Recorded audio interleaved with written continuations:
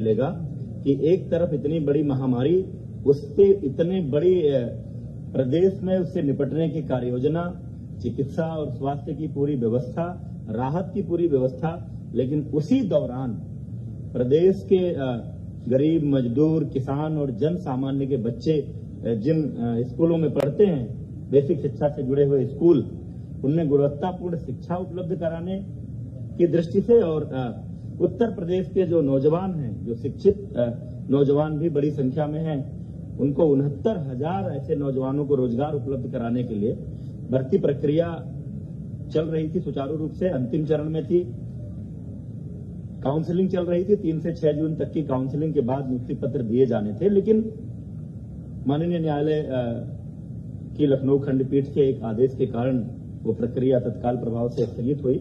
हम double bench में appeal में गए हैं, जैसा सुनवाई पूरी हो चुकी है, फैसला रिजर्व है, जैसा माननीय न्यायालय का आदेश होगा तदनुरूप कार्रवाई करेंगे। लेकिन इस बीच अनावश्यक राजनीति करते हुए प्रदेश के नौजवानों के संवरते हुए भविष्य से खिलवाड़ करते हुए इस पूरी भर्ती प्रक्रिया को बाधित करने की मंशा से भर्ती ना होने पाए, क्योंकि अपने आप में ऐतिहासिक घटना है। ऐसी परिस्थिति में भर्ती करना, ऐसा करने से योगी सरकार की संपूर्ण देश में एक अलग तरह की छवि बनने वाली है, बन रही है। उसको बाधित करने के लिए राजनीतिक मंशा से कई सारी बातें कही गई हैं, कई सारे आरोप लगाए गए हैं, कई प्रश्न आए हैं पब्लिक डोमेन में, मीडिया के माध्यम से भी, अन्य माध्यमों से भी। इसलिए हमने ये उचित समझा कि ऐसे प्रश्नों का उत्तर आप सभी के सामने सामूहिक रूप से आना चाहिए। उन्हीं बिंदुओं को लेकर आपके बीच एक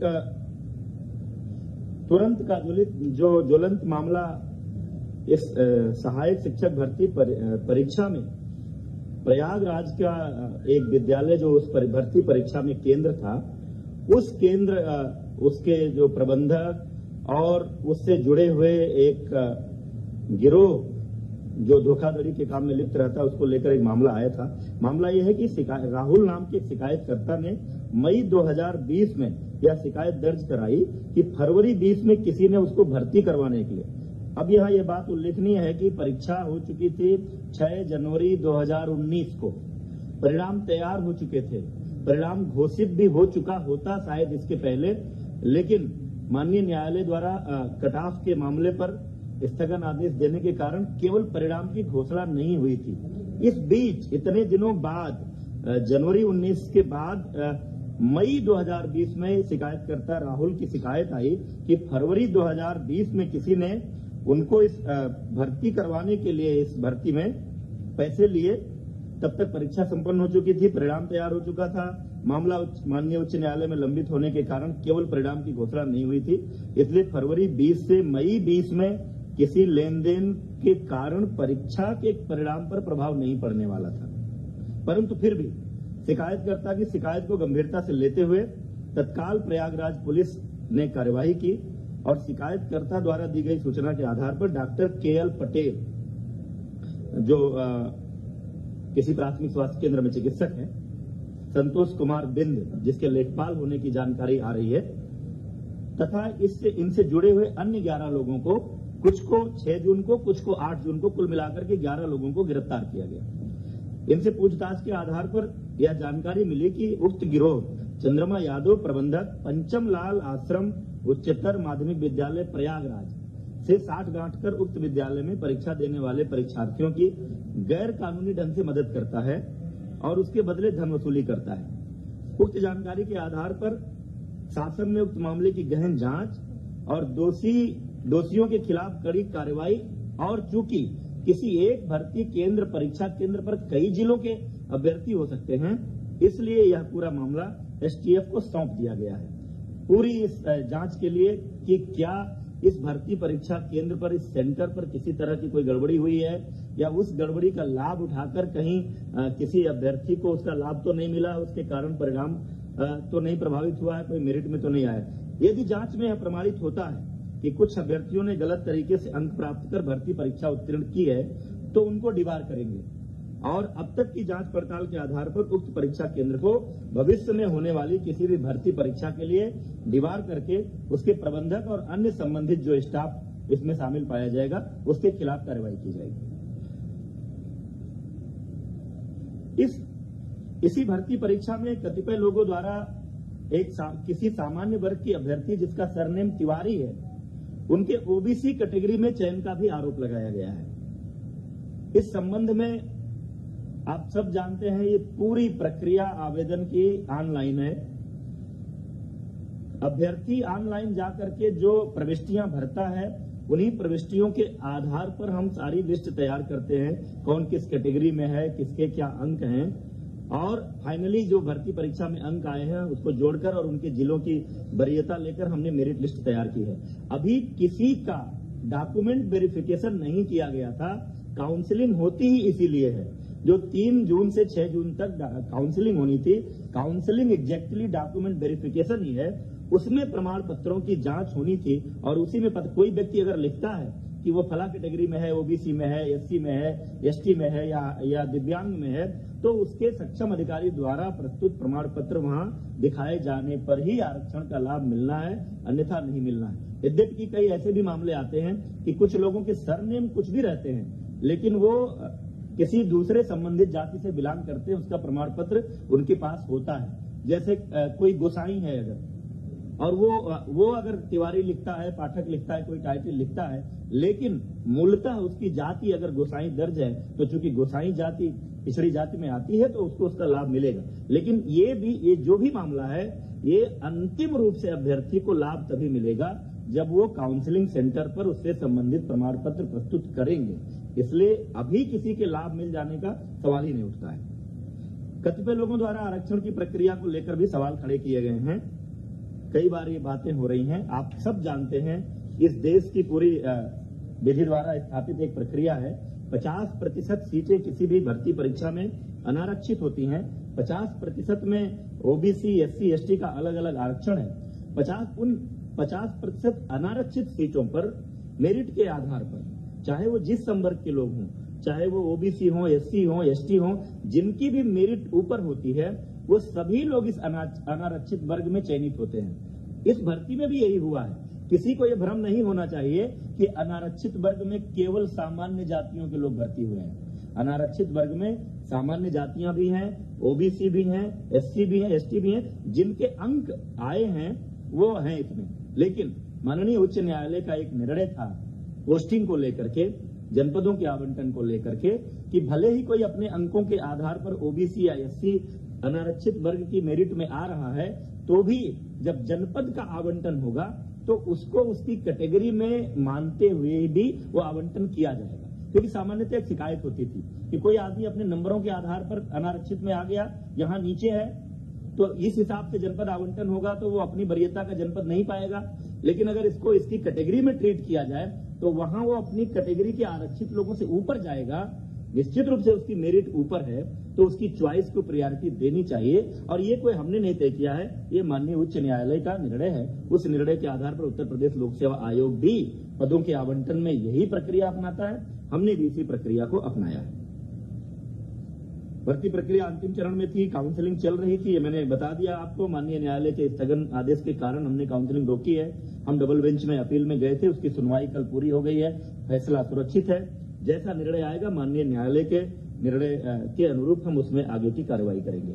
इसी संदर्भ में एक अपडेट माननीय सर्वोच्च न्यायालय से भी आई है कि आगे कोई डेट लगी थी, लेकिन इस बीच में कोई जो प्रतिवादी गण है उन्होंने कुछ रिप्रेजेंट किया है और बीच में किसी दूसरे माननीय न्यायमूर्ति ने उस मामले को एंटरटेन किया है और उस आधार पर कोई एक मीडिया के माध्यम से भी आप लोगों को भी सूचना आ रही, कोई एक गाइडलाइन आ गई कि 69,000 में से 37,000 कुछ पदों को रोकते हुए शेष पर आप भर्ती करें। इसमें चूंकि हमारे विभाग का पक्ष नहीं सुना गया है वो निर्देश जारी करते समय, इसलिए हम वो मॉडिफिकेशन के लिए वहां पर अपील कर रहे हैं कि इस आदेश में संशोधन हो।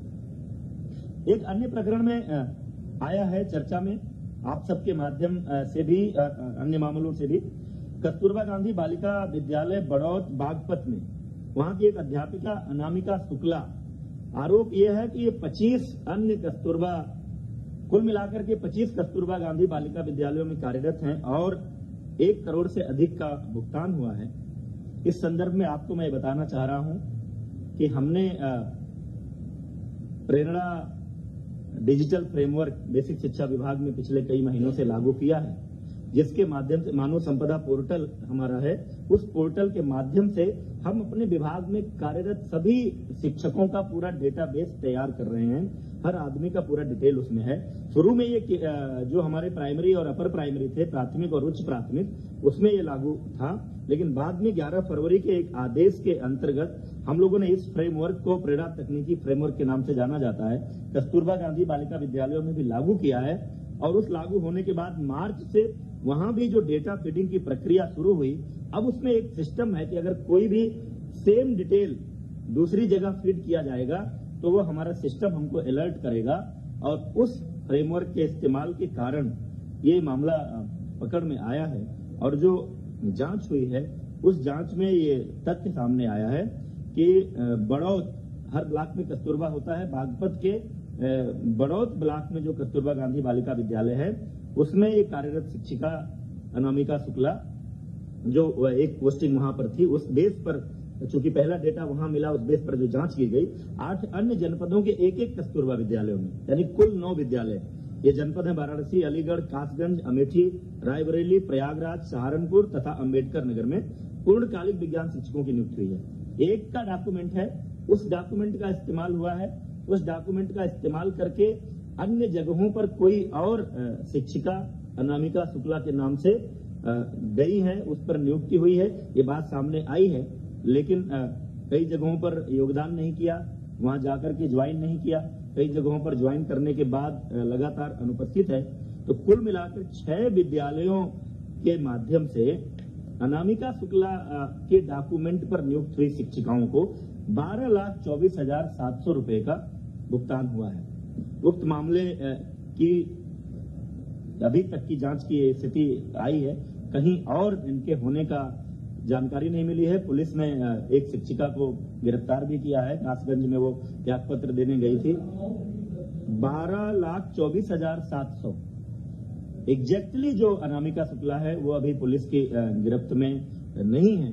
लेकिन साथ ही हम लोगों ने पूरे प्रदेश के 746 कस्तूरबा गांधी बालिका विद्यालयों में लगभग 5,000 शिक्षक और शिक्षिकाओं के डॉक्यूमेंट के वेरिफिकेशन, उनके अभिलेखों की जांच, उनका आधार कार्ड और उनके पहचान पत्र, इन सब की जांच का आदेश दे दिया है, ताकि कहीं और कोई ऐसा मामला हो तो वो भी पकड़ में आ जाए और भविष्य में इस तरह का ना हो। क्योंकि ये नियुक्तियां जिला स्तर पर होती हैं, डाइट प्रिंसिपल की अध्यक्षता में एक कमेटी होती है, उसमें बीएससी होते हैं, एक मनोवैज्ञानिक विशेषज्ञ होते हैं, एक डीएम के नामिनी होते हैं। संविदा पर ये नियुक्ति होती है 1 वर्ष के लिए। हर जिले में जिला स्तर से कोई केंद्रीय नियुक्ति की इसमें व्यवस्था नहीं है, लेकिन आगे से ये फुल प्रूफ व्यवस्था ये इसको करने जा रहे हैं ताकि इस तरह की कोई बात ना होने पाए। अंत में एक बात मैं जरूर कहना चाहता हूं, उत्तर प्रदेश की योगी सरकार भ्रष्टाचार के प्रति जीरो टॉलरेंस की नीति पर काम कर रही है। हमारे सामने, हमारी सरकार में कभी भी, जब भी योगी सरकार के सामने किसी भी क्षेत्र में, किसी भी मुद्दे पर कोई भ्रष्टाचार की शिकायत आई तो सरकार ने ऐसे किसी विषय को दबाने छिपाने की कोशिश नहीं की। तुरंत ही सक्षम अधिकारियों को ऐसे मामलों की जांच सौंपी जाती है और उस जांच के परिणाम के आधार पर दोषी व्यक्तियों के खिलाफ कार्रवाई की जाती है। पिछले सरकारों के समय में जो हमारे उच्च प्राथमिक जो विद्यालयों में नियुक्तियां हुई थी, योगी सरकार के आते ही माननीय मुख्यमंत्री जी के संज्ञान में ये विषय आया कि कुछ संख्या में फर्जी शिक्षकों की नियुक्तियां हुई हैं। तुरंत ही ऐसे शिक्षकों की जांच करने और उनको बाहर करने के लिए माननीय मुख्यमंत्री जी के आदेशानुसार एसआईटी को और एसटीएफ को अलग अलग मामलों की जांच सौंपी गई और उसका परिणाम ये रहा कि एक बार 775 शिक्षकों की सेवा समाप्ति की गई। पूरी फुल प्रूफ जांच के बाद जो फर्जी पाए गए, 522 के विरुद्ध एफआईआर दर्ज कराई गई है। 23 अध्यापकों के विरुद्ध नियमानुसार कार्यवाही गतिमान है, क्योंकि एक स्थापित प्रक्रिया है। नोटिस देते हैं, उनको अपना पक्ष रखने का मौका देते हैं ताकि वो न्यायालय में भी जाएं अगर तो हमारी कार्यवाही पुष्ट हो। इसके साथ ही साथ एक 2004-05 में डॉक्टर भीमराव अंबेडकर विश्वविद्यालय आगरा से बीएड की कुछ फर्जी डिग्री का मामला आया था। उनमें से जिन लोगों पर संदेह था, ऐसे 1356 अध्यापक चिन्हित हुए थे, उसमें से भी 926 की सेवा समाप्त की जा चुकी है। 406 के विरुद्ध कार्यवाही गतिमान है। इस प्रकार अब तक 1701 ऐसे फर्जी शिक्षकों की सेवा समाप्ति की जा चुकी है तथा 429 के विरुद्ध कार्यवाही गतिमान है। अन्य जहां भी कोई शिकायत आती है किसी फर्जी शिक्षक होने की, तुरंत वो मामला एसआईटी या एसटीएफ को सौंपा जाता है और जांच के आधार पर सावधानी बरतनी पड़ती है कि कोई जेन्युइन शिक्षक इस कार्रवाई का शिकार न हो। जांच के आधार पर हम तुरंत बर्खास्त करते हैं। हमारे कार्यकाल में जितने लगभग 50,000 शिक्षकों की भर्ती जो इसके पहले विभिन्न भर्ती अभियानों में अभी तक हो चुकी है, उसमें से अभी तक किसी फर्जी शिक्षक की नियुक्ति का मामला नहीं सामने आया है। कोई ऐसी शिकायत आएगी तो उसकी भी जांच करेंगे और इसी तरह की कार्रवाई करेंगे। हमारी कार्रवाई को लेकर लोग कोर्ट में गए थे, लेकिन माननीय न्यायालय ने भी बर्खास्तगी की, फर्जी शिक्षकों की बर्खास्तगी की कार्रवाई को उचित ठहराया है और ये कहा है कि जो उत्तर प्रदेश सरकार ने कार्रवाई की है वो विधि के द्वारा स्थापित प्रक्रिया के अनुसार हुई है। यह ऐसी सरकार है जो भ्रष्टाचार मुक्त और पारदर्शी शासन के लिए जानी जाती है। सरकार शिकायतों को तुरंत संज्ञान में लेकर त्वरित जांच कराकर कार्रवाई करती है। फिर भी कुछ लोग ऐसे हैं जिनका खानदानी पेशा ही भ्रष्टाचार और घोटालों का रहा है।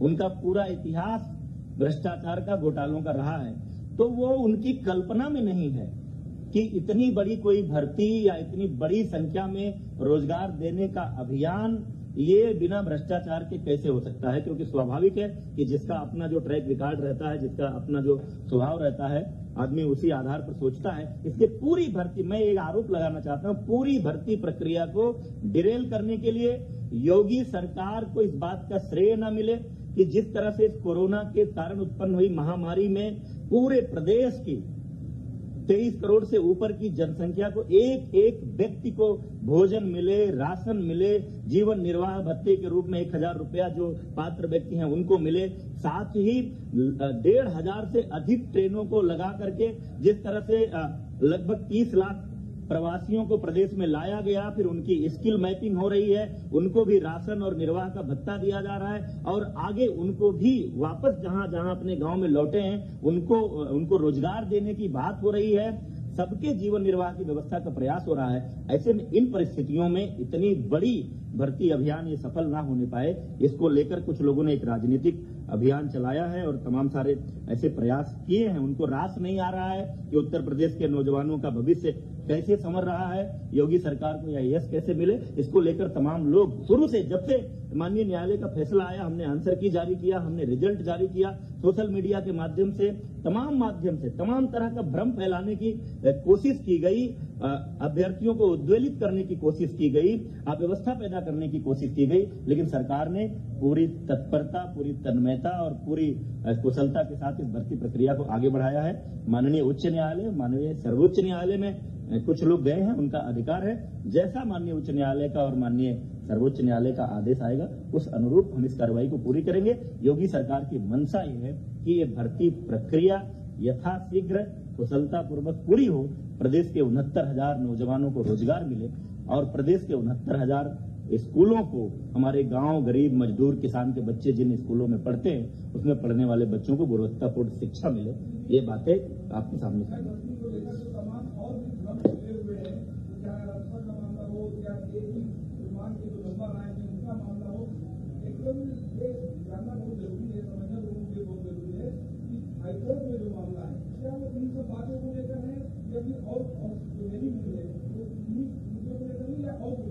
नहीं, माननीय उच्च न्यायालय लखनऊ के सामने जो मामला गया था, लखनऊ खंडपीठ के सामने, जिस पर काउंसलिंग स्टे हुआ, वो मामला कुछ प्रश्नों को लेकर गया था कि कुछ अभ्यर्थियों को ये था कि जिन प्रश्नों के उत्तर हमारा जो परीक्षा नियामक प्राधिकरण है उसकी जो विशेषज्ञ समिति ने जो उत्तर तय किए हैं, जिस आधार पर हमारा रिजल्ट बना है, उनको उस पर आपत्ति थी कि इसका उत्तर ये नहीं कुछ और है।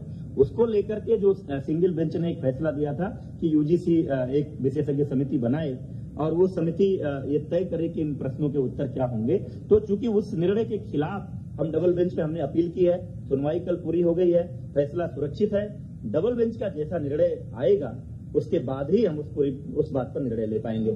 सुप्रीम कोर्ट में जो मामला गया था माननीय सर्वोच्च न्यायालय में, क्योंकि जब यहाँ न्यायालय ने, सरकार ने जो कट ऑफ तय किया था 97 नंबर अनारक्षित के लिए और 90 नंबर आरक्षित के लिए, और जो मांग चल रही थी जो 45% 40% की, तो माननीय उच्च न्यायालय हमारा स्टैंड का सपोर्ट किया था, हमारे कटाफ को माना था कि गुणवत्तापूर्ण शिक्षकों की नियुक्ति के लिए यह सही निर्णय है। तो जो सर्वोच्च न्यायालय में लोग गए हैं उस कटाफ वाले निर्णय के खिलाफ गए हैं, वो निर्णय माननीय सर्वोच्च न्यायालय से आना। एक एक करके हो जाए। हाँ,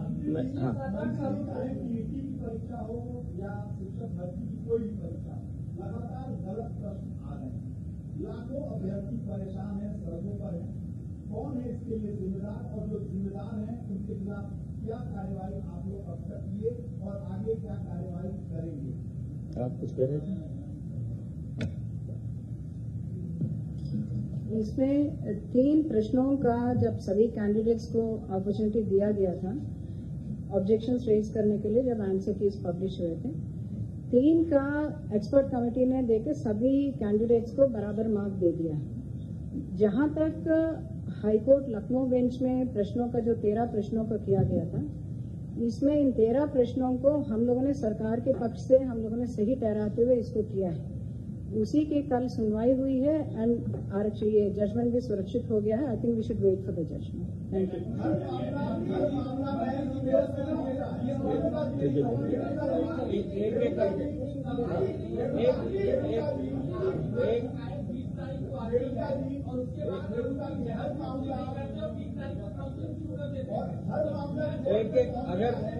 एक एक करके अगर बात नहीं करेंगे तो फिर आ नहीं पाएगा। प्रेमचंद, या ऐसा कर सकते हैं कि प्रश्न आ जाए सबके, फिर एक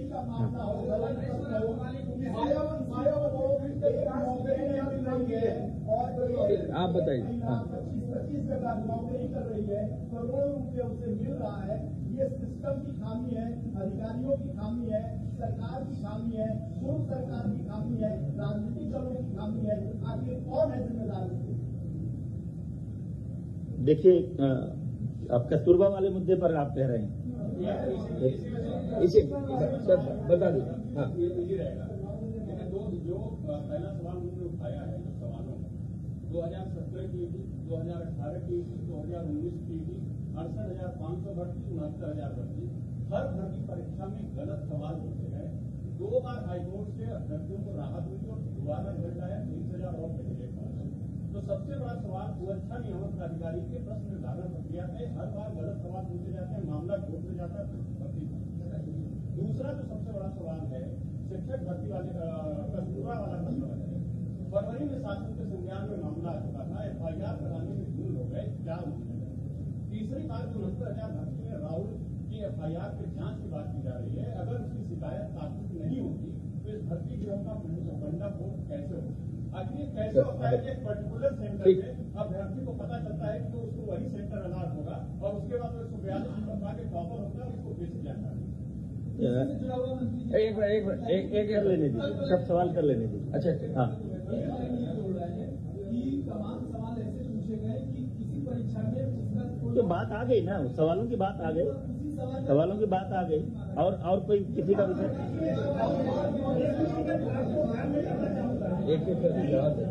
बहुत टाइम लगेगा उसमें, बहुत टाइम काम हुआ और पद को बदलना पड़ा।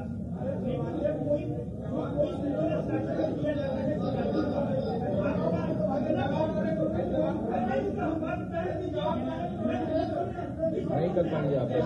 बस 1 मिनट। भ्रष्टाचार है, उसकी बड़ी लंबी प्रक्रिया हो जाती है, लेकिन वो टेबल पे जाते जाते बाबू जो होता है वहाँ का कोई वो दबा देता है। और आपका ये विषय बाबू के टेबल का नहीं है। अभी तो जो बात कर रहे हैं लोग, देखिए सर, आप जवाब दें। एक मिनट विजय आप जवाब दे दें। ये कस्तूरबा वाला जो विषय है वो हम कब से वो छानबीन कर रहे हैं, किस तरह से वो एक विषय कस्तूरबा वाला रख दीजिए।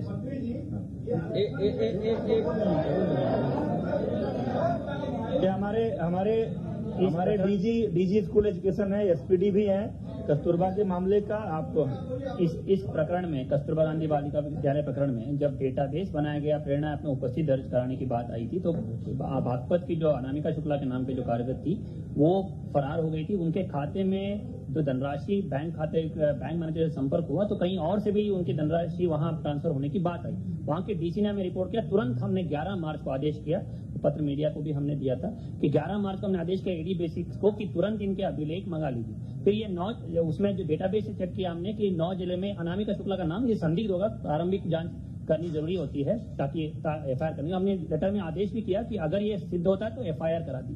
फिर लॉकडाउन हो गया, ये लोग लगातार फोन स्विच ऑफ करते रहे, स्कूल बंद हो गए, हम अभिलेख तलब नहीं कर पाए। फिर जब अभी हमने आदेश किया कि कस्तूरबा गांधी बालिका विद्यालयों में तैयारी के लिए टीचर आएंगे और फिर एडी बेसिस को 26 मई को दोबारा आदेश किया हमने कि आप तुरंत इसको दिखवा लीजिएगा, डेटाबेस में इनका नाम कॉमन आ रहा है और ऐसी सूचना मिली है कि बागपत में ये फरार थी, अनामिका शुक्ला, ये डिटेल्स हैं, इसको चेक करा लीजिए।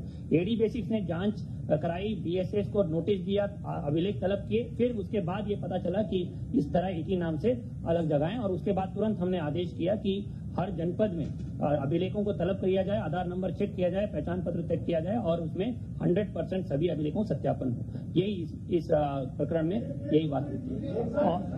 और जहां तक एक मिनट कंप्लीट कर दूं, बोलने दीजिए ना। इसके साथ ही हम जो सभी 5 लाख से अधिक शिक्षक जो हैं उन सबकी मानव संपदा पोर्टल पर सारे अधिष्ठान संबंधी, चाहे वो उनकी सर्विस बुक्स हो, अवकाश स्वीकृति और आवेदन हो, प्रशिक्षण हो, एनुअल कॉन्फिडेंशियल रिपोर्ट जो उनकी होती है, वार्षिक प्रविष्टि, स्थानांतरण प्रस्तापन, हर एक चीज ऑनलाइन प्रक्रिया करने की प्रक्रिया संपूर्ण की गई थी।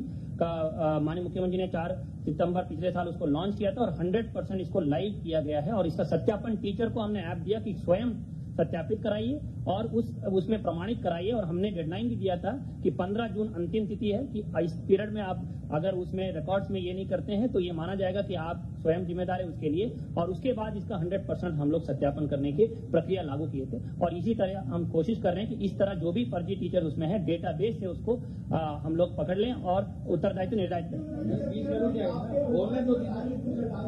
कोई एक नौकरी नहीं पा रहा है, लाखों लोग टहल रहे हैं और ऐसे में एक महिला 25 जगह नौकरी कर रही है।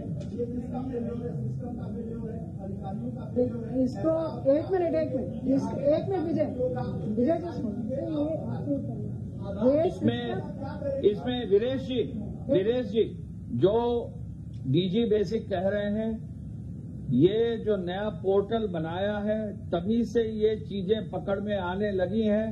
अगर लॉकडाउन नहीं होता तो 15 जून तक आ गया होता। आपको खुद माननीय मुख्यमंत्री जी ने आपको बताया कि अब तक जो है 1701 फर्जी शिक्षक पकड़े गए। ये आज से नहीं, कई समय से हैं और सरकार कटिबद्ध है, शिक्षा विभाग कटिबद्ध है, हर हालत में इसको कर देंगे। लॉकडाउन नहीं होता तो 15 जून तक ये लाइव हो गया होता। चूंकि ये सब प्रक्रिया शुरू हो गई है तो ये कार्रवाई की जा रही है। इस मामले में एक चूक ये थी कि मार्च में जब कार्रवाई होनी थी तब हो गई होती। आपका पॉइंट वैलिड है, लेकिन लॉकडाउन आ गया था और ये जिले स्तर पर कॉन्ट्रैक्ट मार्च टीचर है, इनको कोई नौकरी नहीं दी जाती है, केवल मात्र जिले स्तर पर कॉन्ट्रैक्ट दिया जाता है। जिले स्तर पर अब सूचना जब इकट्ठा होना शुरू हुई है तो ये जानकारी मिली है, 6 जगहों पर मिला है, कार्रवाई की जाएगी। जो भी होगा दोषी बचेगा नहीं। एसटीएफ को दे दिया गया है, हर व्यक्ति इसमें जो भी गड़बड़ होगा पकड़ा जाएगा। सर आप राहुल के सर नहीं कौन सी जांच चल रही है? नहीं ऐसे नहीं होता है कि इतनी बड़ी। आप मेरी बात सुनिए, मैं आपकी बात का जवाब दे रहा हूं। आप उत्तेजित क्यों हो रहे हैं? देखिए, ऐसा दुनिया में किसी भर्ती परीक्षा में नहीं होता है कि कोई भर्ती की प्रक्रिया चल रही हो, काउंसलिंग का डेट हो और एक कोई शिकायत पड़ जाए कि साहब हमसे किसी ने पैसा ले लिया था, हमारी भर्ती नहीं हुई, तुरंत हम पूरी भर्ती प्रक्रिया रोक दें। ऐसा कहीं नहीं होता। कोई एक भी उदाहरण हो तो मुझे दे दीजिए। ये पहले से 8 मई को हमने नोटिफिकेशन जारी कर दिया था। जितनी तत्परता से माननीय न्यायालय का फैसला आया, लॉकडाउन चल रहा था, उसके बावजूद हमने आंतर की जारी किया, रिजल्ट जारी किया, मेरिट लिस्ट जारी की और 8 मई को पूरा शेड्यूल नोटिफाई कर दिया था कि फला तारीख को आवेदन करेंगे लोग, फला तारीख को काउंसलिंग होगी, उसके बाद नियुक्ति पत्र देंगे। ये सब चीजें चल रही थी। माननीय न्यायालय ने अगर स्थगन आदेश नहीं दिया होता तो तो हम अपनी नियुक्ति प्रक्रिया पूरी करते। इस बीच एक शिकायत आई, मैं जो बात बार बार आपसे कह रहा हूं, इस बीच एक शिकायत आई, नहीं आप सुनिए ना भाई, केवल जवाब नहीं, मेरी बात समझिए। इस बीच एक शिकायत आई, हम लोगों ने तुरंत ही उस शिकायत को संज्ञान में लेते हुए हमारी पुलिस ने वहां तत्परता से काम किया। जिसका जिसका उस व्यक्ति ने नाम लिया उनमें से लोगों को गिरफ्तार किया गया है, पूछताछ हुई है, प्रारंभिक जांच हुई है और उस आधार पर लगा कि ये मामला एसटीएफ को सौंपने लायक है ताकि दूध का दूध पानी हो। जो भी लोग इस तरह का करते हैं, ये पहले से भी ये नाम आ रहे हैं कि ये तमाम रेलवे भर्तियों से लेकर अन्य भर्तियों में करते रहे हैं, तो इसलिए स्पष्टता से पूरी जांच हो और जो लोग भी ये करते हैं वो भी पकड़े जाएं। और अगर इस भर्ती में भी उस गिरोह ने किसी तरह का लाभ किसी को पहुंचाया है तो ऐसे अभ्यर्थी भी चिन्हित हों और उनको हम दीवार कर सके, वो प्रक्रिया चल रही है।